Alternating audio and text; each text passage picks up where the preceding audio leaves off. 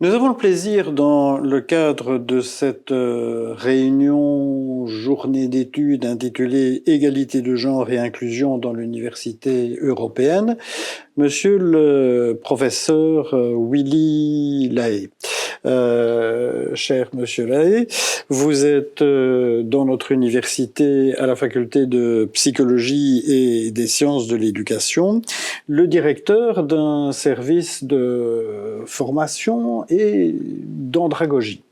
C'est un mot qui peut ne pas être familier au grand nombre. Pourrais-je peut-être, en entame de cette conversation, vous demander de nous éclairer un petit peu sur ce que l'on fait dans le service de pédagogie et andragogie sociale au sein de la faculté de psychologie et des sciences de l'éducation?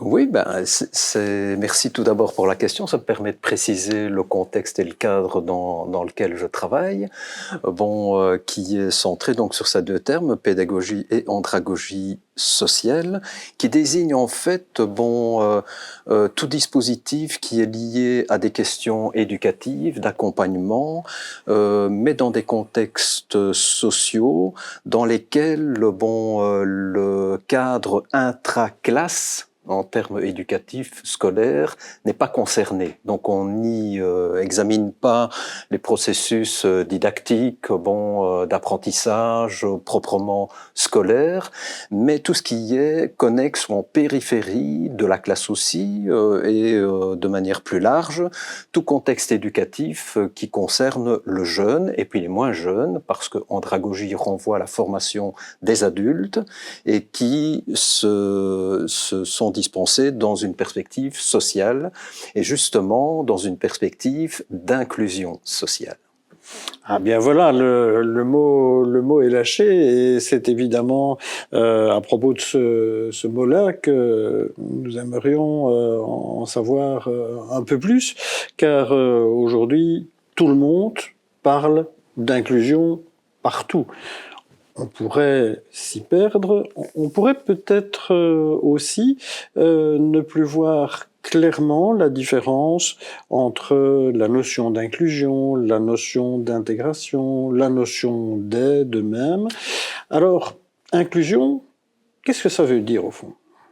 Alors, la question est tout à fait pertinente, d'autant plus que finalement, le paysage de la question de l'inclusion est un paysage assez neuf, dans le paysage à la fois académique, mais aussi dans le paysage politique. Je parle de l'Europe au sens large du terme.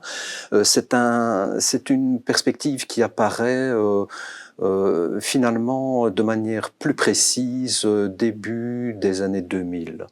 Alors pour le situer, ce terme d'inclusion, il faut le situer par rapport à son concept opposable, qui date de manière plus ancienne que le concept d'inclusion, qui est celui d'exclusion ou de discrimination.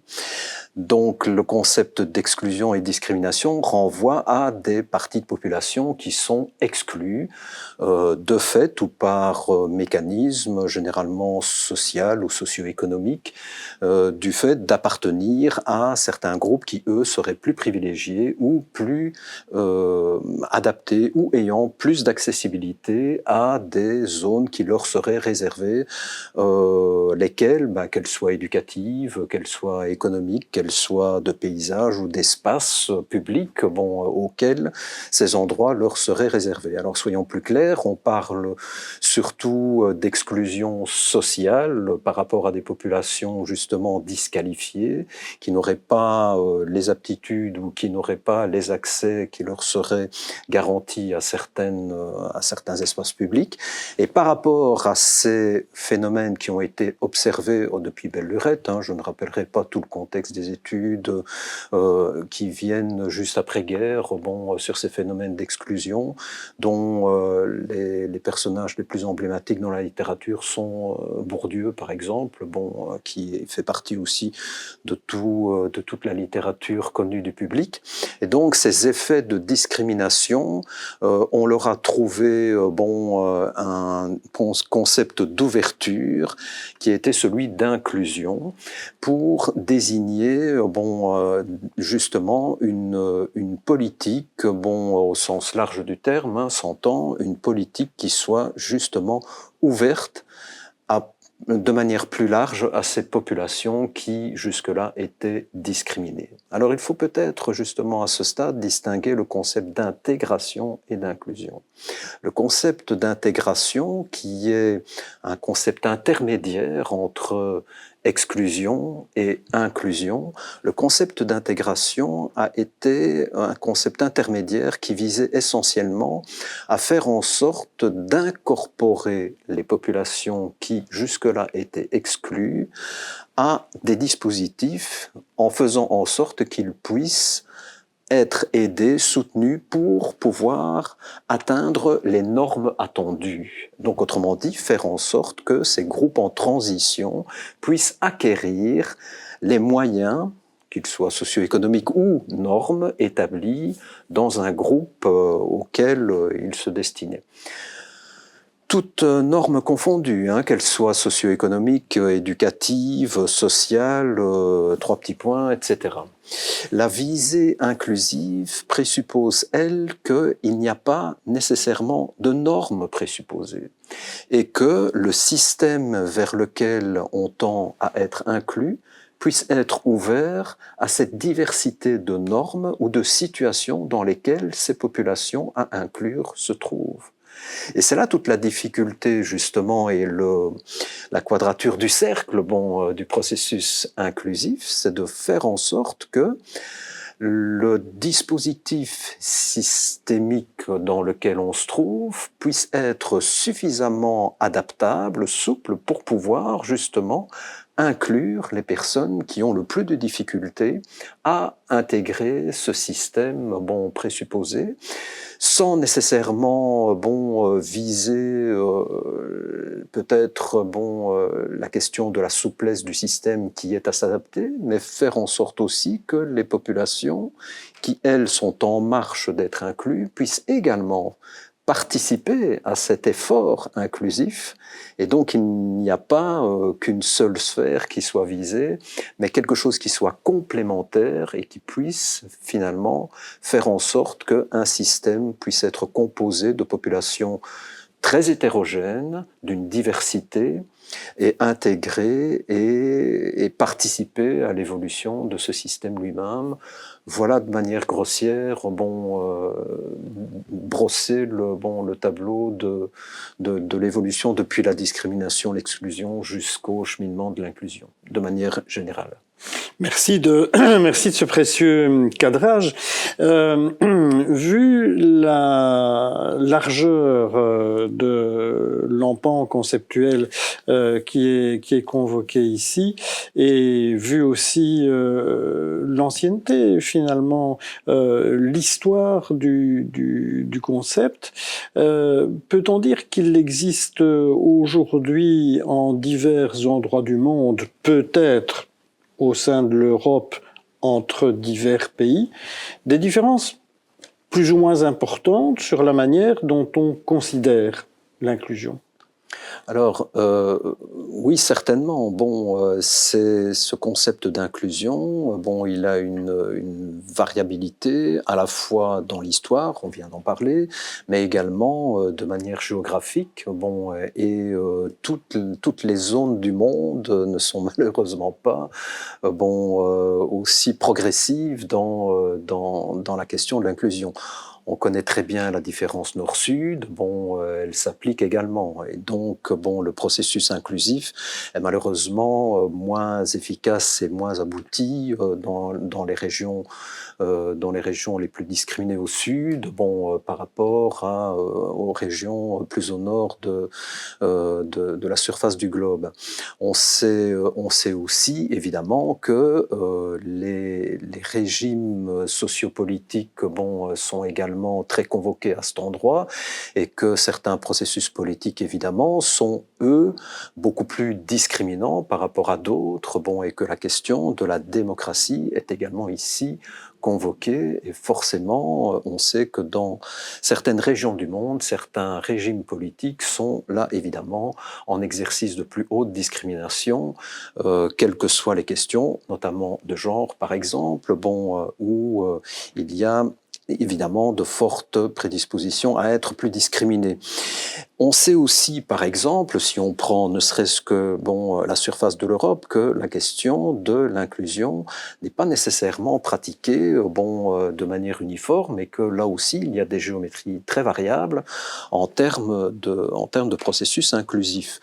Pour donner juste un exemple, c'est celui de la question de la pauvreté, parce qu'on sait que c'est un des facteurs qui va être les plus, disons, déterminants quant au processus inclusif. On sait très bien qu'en Europe, eh bien, il y a des endroits où on sera plus discriminé et moins nécessairement inclus en fonction des pays auxquels on appartient. Je donnerai juste deux exemples.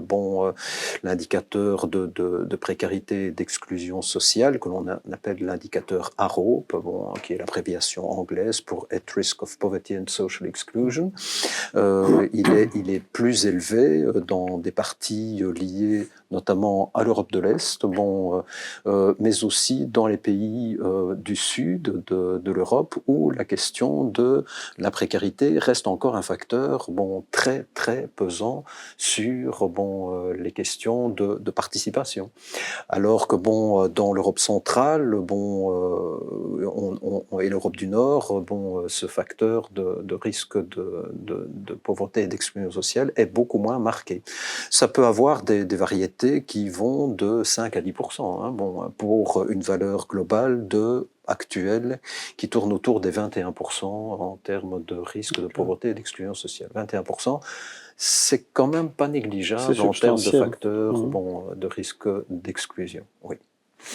Une dernière question. Vous avez évoqué très brièvement dans votre réponse précédente les questions de genre.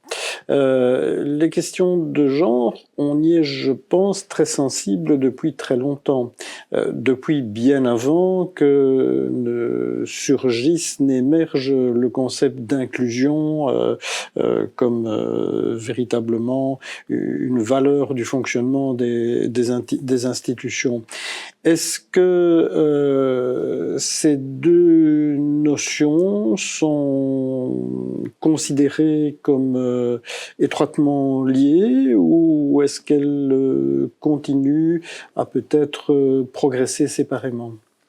Je pense que elles sont étroitement liées, même si elles ont été concernées par des évolutions historiques et sociopolitiques qui ont peut-être été sensiblement divergentes, mais elles sont néanmoins liées, surtout sur leurs mécanismes de fond, que sont notamment, caractérisant l'inclusion, le concept de participation et le concept de non-discrimination et d'accessibilité aussi essentiellement.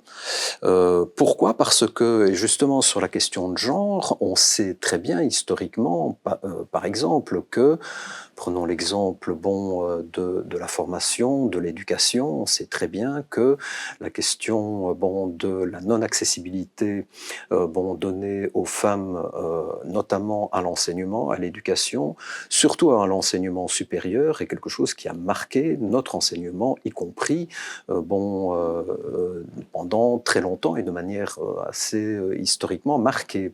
On sait aussi aujourd'hui que la question de cette discrimination liée au genre est aujourd'hui beaucoup plus atténuée, mais néanmoins encore très marquée en termes de filières d'appartenance ou de filières de formation, sachant que les filières de formation qui ne donnent pas une accessibilité sur le marché du travail de manière plus accentuée, de manière plus prépondérante, en termes de réussite sociale, si on peut s'exprimer de cette manière, sont parfois encore là très lourdement marqués par des effets discriminants, surtout liés au genre. On sait d'ailleurs aujourd'hui que même si ces facteurs-là sont atténués, il y a encore de lourds facteurs de risque socio-économiques, de vie familiale, d'insertion socio-professionnelle, qui sont encore lourdement marquantes par rapport à la question de la différence homme-femme sur cette question-là. En conclusion, on a encore du travail? Énormément de travail, mais je sais que toutes les mesures qui permettent de mettre en place des collaborations européennes, comme celle de Nice par exemple, permettent justement de faire de grands pas en avant pour l'humanité, dirons-nous. Merci. Merci.